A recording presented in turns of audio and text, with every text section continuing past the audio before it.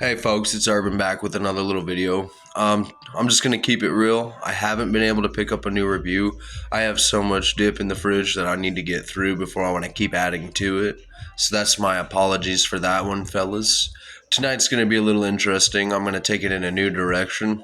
I see I've gained quite a few subscribers since I've last checked it, and I actually appreciate that, man. I hope y'all are having a great time, a great night, a great day.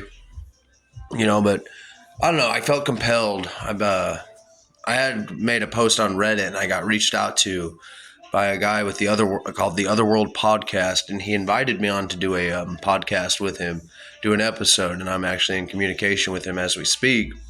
Not like right now, of course, obviously, but like text messaging and over the phone and stuff like that. And it's basically he wanted to talk to me about my experiences, what I went through in my 3 years and 8 months of being homeless. So it'll be interesting. I'd put the link on my channel once it's uploaded and everything. I think it would be very cool. And I just wanted to kind of give a story about my experience with being homeless and how I managed to get through it and how I managed to, what kept me going, man. And I'm telling you, man, there's a lot of nights where you lay out there and you're just in the rain, or it sucks, it's shitty, it's no fun. It's like, it's already a bad night. It's raining. You got water coming on top of you. It's cold because the wind's blowing and you're getting wet and you can't get anywhere dry, kind of thing. Nights like that really make you want to just say screw it all and, get it done. But you have to stay strong, and that's the hardest part about it, is staying strong. If not for anybody, do it for yourself, man. And I think a lot of people misjudge a lot of the homeless. Every homeless person I've ever met while being homeless was one of the most genuine, real, honest, good person that just had a bad circumstance and ended up there. Some of them choose it because they just can't figure out how to function in society. Honestly, they can't. And they choose to be that way. Some have sad backgrounds where they lost it all in a divorce, or they lost it all with a cheating wife or a cheating spouse, whatever it may be. Or just had a consequential thing where they showed up to that place to do a job, got laid off, didn't have enough money saved, lost everything, got stuck kind of situations. And there's a lot of that in the homeless community that people don't realize. And like I said, I've met some of the most genuine, honest, loving, caring, supportive people in the homeless community. Yes, there is some that do drugs. There is some that are bad. But for the most part, I've seen homeless people give up way more than anybody else that can ever afford to give anything. So that being said, one of the most, I guess, mind-altering experiences I had being homeless would have to be the chicken whackers. That is a hard thing to explain, what the chicken whackers are, but we got, basically bamboozled and stuck out in a place in Colorado. I'm not going to name the town just because it just trips me out. I don't want them to, be able to find me or whatever.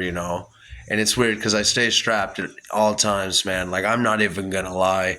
I'm honest, I've always got at least a couple on me at any given point. Just because of what went on. It was very weird, very bizarre. It started with little things that escalated into much weirder things and bigger things. And so basically what had happened is one night I had woke up to my dog going absolute ape. And this guy is a quiet dog. I mean, he doesn't really, the only time he growls is if something is, something he doesn't like and it's around where he can get the hint of it. And so he was just absolutely getting angry in this direction, man. And so it woke me up, and I look out and I'm like shining the flashlight out of the camper because we were lucky enough to get a $200 camper at the time. So we made that a home out in the middle of nowhere, basically. So boondocking it is what they call it. No power, no electricity, no nothing, man. It straight sucked. But anyway, hit the flashlight. It's like 2:33 a.m. So I'm popping out with the flashlight, looking through the window. I don't see nothing. Well, I hit it just right, and I see this figure in a dark, like, robe type deal, and the son of a bitch ducks and, like, runs off back into this ravine, into the darkness. So that was, like, the beginning of it. I thought, that's weird kind of deal. Like, why are you out here wearing that at this time of night? Being weird, So, granted, we wake up next morning, there's a decapitated pig's head right there. And that's when I was like, okay. And that's when we met some people out there, like, legit told us, hey, man, that's a sign you need to really be observant, watch it, be monitored. They're called chicken whackers. And what they do is they go around and do some pretty heinous shit to people in the names of sacrificial ritualistic desires and things. And so at first I was like, nah, that can't be a thing. But then they started explaining it to me, and it became a very more progressive talk into what they do. And it's very haunting, very sketchy, very spooky. So that was just the one time, the first of how it all started, man. So seeing him was just how it initiated, and it got weirder and weirder, man. So there would be pig heads. There would be times where you would hear them chanting and like hollering or like doing weird things to try to grab your attention to bring you to them. Stuff like that, man. It's very weird. They would invite you over to like way off the beaten path places and just be weird, man. It's hard to explain it. I mean, I can sit here and try to explain it till I'm blue in the face, but that's some of the things I had to deal with whilst being homeless. And that's why I say a lot of people don't understand how tiring, how exhausting mentally, physically, emotionally, spiritually being homeless can be, because you're always on guard, man. You're a target for anybody. The police like to mess with the homeless too. God damn.